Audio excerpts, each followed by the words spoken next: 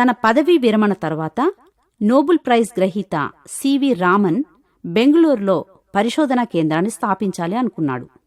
3 గొప్ప శాస్త్రవేత్తలు కావాలని వార్తాపత్రికలో ప్రకటన ఇచ్చాడు. చాలామంది రామన్తో పనిచేయడానికి ఎంతో ఆసక్తి కనపరిచారు. చాలామంది ఆయన ముఖం చూడగోరి వచ్చారు. మొదటి రౌండ్లో 5 మందిని ఎంపిక చేశాడు.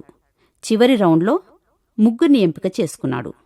ఆ మరుసటి రోజు రామన్ సర్ బయట నిలబడి ఉండగా ఒక అబ్బాయి ఆయన దగ్గరికి వచ్చాడు.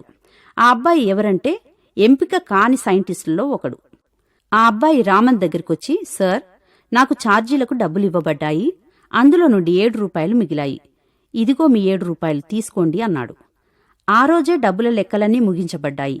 ఈ 7 రూపాయలు తీసుకెళ్లి నీవే ఏదైనా చేసుకో అన్నాడు రామన్ సార్. అందుకు ఆ అబ్బాయి, నాది కానిదేది నాకు వద్దు, మీరే తీసుకోండి అని ఆ అబ్బాయి అనడంతో ఆయన ఆ 7 రూపాయలు తీసుకొని రేపు వచ్చి నన్ను కలువు అన్నాడు. అలాగే ఆ అబ్బాయి ఎంతో ఆసక్తితో రామన్ వద్దకు వెళ్లాడు. రామన్ తన ఆఫీసులో ఆ అబ్బాయికి ఉద్యోగమిచ్చాడు. ఈ అబ్బాయితో రామన్ ఏం చెప్పాడంటే, నీవు ఫిజిక్స్లో ఫెయిల్ అయ్యావు, కానీ నమ్మకత్వంలో పాస్ అయ్యావు. ఆ అబ్బాయి ఎవరో కాదు, 1983లో నోబెల్ ప్రైజ్ పొందిన సుబ్రమణ్యన్ చంద్రశేఖర్. ఒక్క 7 రూపాయలతో తన జీవితం మొత్తం ఎలా మారిందో సుబ్రమణ్యన్ తన జీవిత కథనంలో వ్రాసుకొచ్చాడు.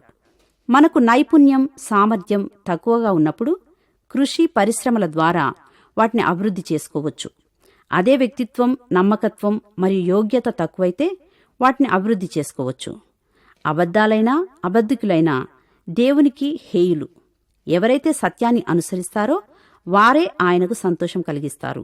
మరి మనం మన జీవితంలో సత్యాన్ని ప్రేమించి అబద్ధాలను విడిచి నమ్మకంగా జీవిద్దామా?